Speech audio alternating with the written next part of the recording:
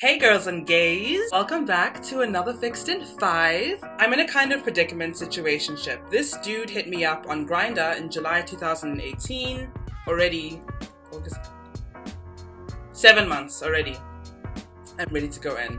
Let's call him Lee. Usually Grindr is literally for sex, but I wanted more than that, and he definitely seemed like a guy who was on the same page as me. Even till this day, we joke about hanging out and making out, but nothing more. Near the end of the summer, I wanted to FaceTime him. He said he couldn't because he was with company or something, but was willing to do it the next day. The next day arrives, and he postponed again. Catfish. Yeah. Catfish. Report it, call the police. Call the police. This is a cat. I've been catfished before. I've been catfished. Call the CIA. Interpol. Call Interpol on his ass. Oh, okay. Mind you, I know he's not a catfish because we Snapchatted. And so I wondered why it seemed like he was avoiding me. I started to think maybe he doesn't like me that much, or he just wanted to hook up, so I thought maybe he doesn't want anything serious. But he kept texting me and none of our conversations were about anything sexual. He also asked to hang out a bunch of times, but he lives 3 hours away from me, so it's hard for me to get there and vice versa.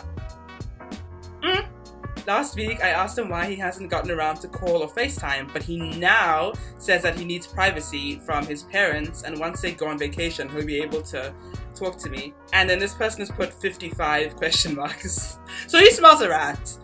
You smell a rat, B? You smell a rat. You've done my job. Okay, 2 minutes. What you're asking is, what is going on? Why is this person...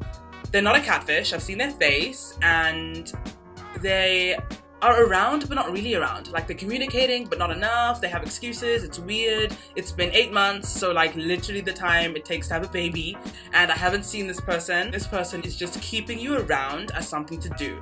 So when they're bored, when traffic is like low on Grindr or on their WhatsApp or wherever, they're messaging you. They aren't interested, or at least they're not aligned with your interests. You want something serious and long term. They clearly don't. And I think the question here is not to really delve into why or understanding and decoding their behavior. It's really to ask yourself, why are you staying? It's been 8 months. You can tell this person is never going to give you what you're looking for. So why are you still around? I think you really need to look at your relationship to being wanted, being needed, being validated, and romance. I think the question is, if you're not getting what you're looking for, what is it about this person who's keeping you on a leash, who's feeding you crumbs, who's clearly not that interested? What is it that keeps attracting you there? The fact that they don't want you makes you want them more, and that's important to investigate, because that'll carry on to the next relationship you have. Having reciprocated feelings, that's the basic minimum. When you are kind of desperately looking for love and validation through another person, you do attract people who also need validation through keeping other people on leashes, leading people on, rotating the people they've kept on hold. You might be one of those people. So I think it's so important to have a look at yourself and think, I want something serious, but at the expense of what? At the expense of my own self-love, self-respect, emotions, mental health, because you're going nuts thinking, why are they doing this kind of thing? And yeah, there's so many fish in the sea.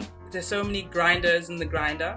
I think it's so easy when we find somebody we're so attracted to and think is cool that we'll never find anyone else better. And that's why I personally have stayed with so many people who weren't good for me, because I thought, I can't believe this cool, intelligent person wants to be with me. I'll never do any better. So while they're trash for me, I have to stay.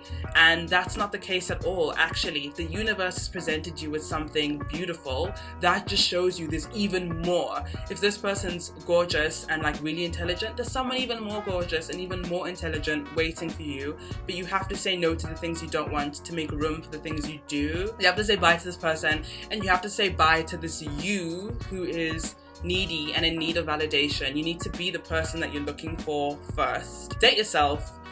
Be the bitch you want to date. Like, be good to yourself. Take yourself out for dinner and movies. Buy yourself flowers. Like, basically romance with yourself. And I think that energy will really help you realize you're looking for something serious with yourself, not with anyone else. And when you have something serious going on with yourself, I think that'll help you attract or be in the spaces where you'll find people who see how you're treating yourself and match that energy. What do you think? Do you think we have to love ourselves in the ways we want to be loved in order to attract the love we want? Or do you reckon that's like not the case? You can actually attract exactly what you want even when you're not like right with yourself.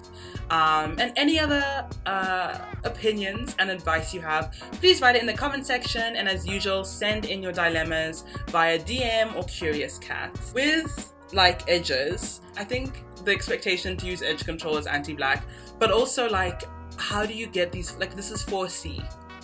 And I think a lot of people think they're 4C or 4A, so that's how like, but how do you, like these can't go down. I mean, only God's spit could like put that down.